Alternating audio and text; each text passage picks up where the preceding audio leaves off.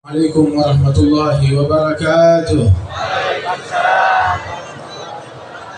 Alhamdulillah wassalatu wassalamu ala afdal khalqillah Sayyidina Muhammad bin Abdullah wa ala alihi wa sahbihi wa mawalah. Ba'd, kita bersyukur kepada Allah Ta'ala pada malam hari ini bersama-sama kita memperingati Maulid makhluk yang paling agung, yang paling mulia di sisi Allah, Nabi besar Muhammad Sallallahu alaihi wasallam di kota Purwakarta ini, dalam majlis Rawha Al-Habsyi yang dipimpin oleh akhina Sayyid Al-Habib Ali bin Abdullah Al-Habsyi, dan juga kita doakan insyaallah guru kita Al-Habib Salim bin Aidarus bin Alawi bin Syekh Segak diberikan kesehatan, diberikan afiah, panjang umur, dan juga segenap para habaib yang hadir tengah-tengah kita, Al-Habib Ali bin Abi Al-Habsyi, dan juga Al-Habib Fahmi, Al-Habib Fahmi Al-Haddad, dan juga segenap para masyayikh, para ulama, para asatidah, para guru-guru,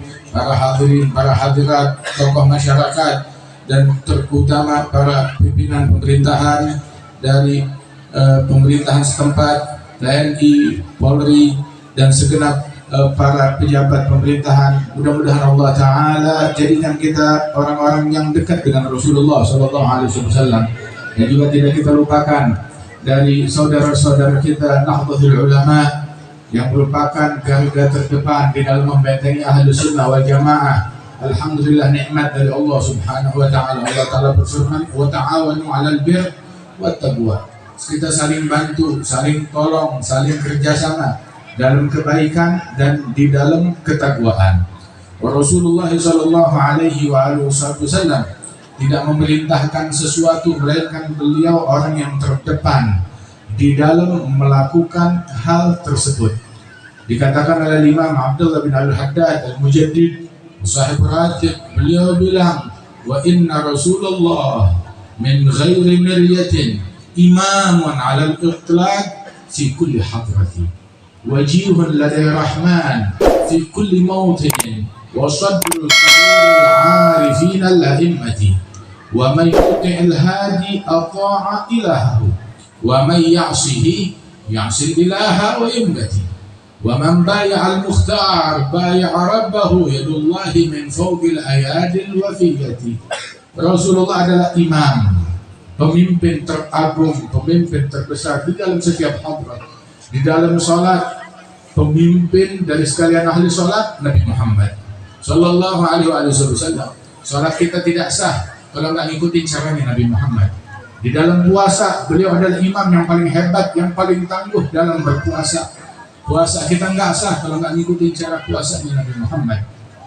Begitu juga di dalam jihad beliau adalah orang yang paling tangguh, yang paling hebat, yang paling teguh, yang paling pemberani, yang paling santun, yang paling berakhlak, yang paling penuh rahmat di dalam jihadnya. Jihad tidak sah dan tidak benar kalau tidak ngikutin, tidak bermakmum kepada Rasulullah Shallallahu Alaihi Wasallam. Dan kalau jihad kita nggak bermakmum kepada Nabi Muhammad, itu yang bakal menimbul kerancuan dan keraguan di tengah-tengah masyarakat. Loh, kok gini?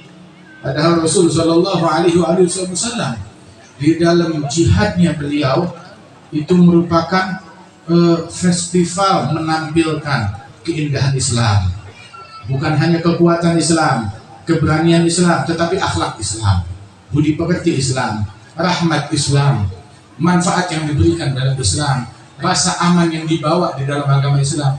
Ini Rasulullah menampilkan itu semua, rahmat, kasih sayang di dalam, bahkan dalam jihadnya Sallallahu Alaihi Wasallam. Dan beliau adalah imam di dalam sedekah, dalam berinfak, dalam memberi, dan beliau adalah imam dalam tahajud, dalam qiyamul lail. Itu sampai dikatakan oleh Hind bin Abi Hala ketika mensifatkan Rasulullah Sallallahu Alaihi Wasallam bahwasanya kan Rasulullah Alaihi Wasallam, beliau Nabi Muhammad disebutkan yujillun ni'am wa indakat, mengagungkan setiap nikmat, sekecil apapun nikmat tersebut, nggak ada yang kecil di mata Rasulullah, semuanya agung, mengagungkan, menghargai nikmat. Sekali beliau berjalan di jalanan Madinah, tahu-tahu lihat ada kurma yang terbuang, yang tercecer, artinya orang udah gak mau. Dan dalam fikih itu adalah sesuatu yang halal untuk diambil oleh siapapun juga. Maka Nabi mengambilnya, sebutir kurma tersebut. Nabi bilang, ini sebutir kurma nikmat Allah. Kalau saya tidak khawatir, tidak takut kalau ini adalah kurma zakat, niscaya saya bakal makan. Kata Rasulullah, mengagungkan nikmat walaupun itu kecil. Sekali Nabi Muhammad datang ke rumahnya, nanya kepada istrinya, ada makanan apa? Dikeluarkan ada sepotong roti gandum sudah agak kering. Nggak ada lauk apapun kecuali cuka. Tahu kan cuka? Dikasih dihidangkan cuka. Maka Rasulullah memakan roti tersebut dengan lauknya cuka. Namun Nabi Muhammad tidak mengeluh, tidak komplain. Sebab komplain bukan akhlak, bukan budi pekerti yang luhur. Ciri akhlakul karimah, tidak komplain terhadap perangainya orang lain. Enggak mengeluh dengan apapun, justru dia bersyukur. Sebagaimana disabdakan di dalam hadis oleh Nabi Muhammad, ajab li amri mu'min inna amrahu kullahu lahu khair. Sungguh menakjubkan keadaan seorang mukmin, apapun yang menimpa dia, situasi apapun yang dia hadapi, semuanya baik buat dia. Diberikan nikmat, dia bersyukur, syukurnya lebih baik daripada nikmat itu. Diberikan ujian, musibah, dia bersabar, sabarnya lebih baik daripada solusi atas musibah tersebut.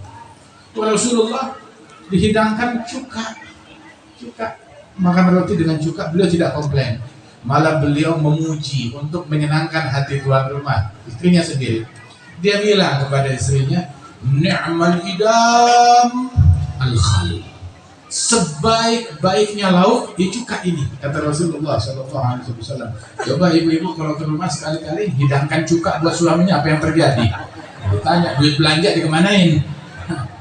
Subhanallah, Rasulullah tidak ada komplain sama sekali. Nggak pernah bilang ini makanan keasinan atau nggak enak. Nggak pernah komplain atas apapun. Suka suatu makanan, beliau makan. Apabila makanan itu beliau kurang suka, nggak berucap apapun, begitu. Dan beliau tidak memakannya. Dan tidak ada keluar kata-kata apapun, nggak pernah seumur hidupnya mencaci makanan, bahkan mencaci hewan, apalagi mencaci manusia. Baik itu muslim ataupun kafir, nggak pernah dicaci, dimaki oleh Rasulullah Shallallahu Alaihi Wasallam. Itu akhlaknya Nabi. Jihadnya Nabi Muhammad adalah penampilan akhlak, penampilan rahmat, penampilan budi pekerti, penampilan jaminan keamanan yang dibawa oleh Nabi Muhammad dan dibawa oleh Islam. Akhlak beliau lagi duduk, tahu-tahu duduk bersama sahabat majelis, tahu-tahu ada seekor kucing datang naik ke hadapan Rasulullah. Di depan Nabi ada susu di gelas, udah tinggal sedikit. Kucing itu mau minum, cuma lidahnya nggak sampai ke bawah. Maka Nabi Muhammad yang lagi berdakwah, lagi mengajar, duduk dengan sahabatnya, beliau pun juga memberikan porsi dan perhatian yang cukup kepada kucing. Beliau sambil mengajar, itu gelas dimiringkan sedikit hingga kucing itu minum susu yang ada di dasar gelasnya Rasulullah. Wah, rasanya kalau susu bekasnya Rasulullah, kita juga mau jadi kucing tersebut, ngambil berkah dari Nabi Muhammad Shallallahu Alaihi Wasallam. Pandai kucing tersebut ngambil berkah dari gelasnya Nabi Muhammad Shallallahu Alaihi Wasallam. Dimiringkan, dia minum sampai selesai. Kemudian dari kejadian ini Nabi Muhammad, sahabat bertanya heran, apa enggak najis itu? Nabi mengatakan kucing ini innaha laysat binajisah, innaha minat tawwafatin alaikum. Tidak najis, sebab kucing ini adalah hewan yang selalu ada di dalam rumah-rumah kalian, di sekitar kalian, maka tidak najis, kata Rasulullah Shallallahu Alaihi Wasallam. Ini akhlaknya Nabi. Di dalam salah satu jihad yang dilakukan oleh Nabi Muhammad, beliau saat Fathu Makkah, peperangan untuk membebaskan, memerdekakan kota Makkah. Waktu sampai ke kota Makkah bersama pasukan dalam peperangan, terjadi beberapa pertempuran kecil. Kemudian Nabi Muhammad masuk ke kota Makkah tersebut. di pinggir jalan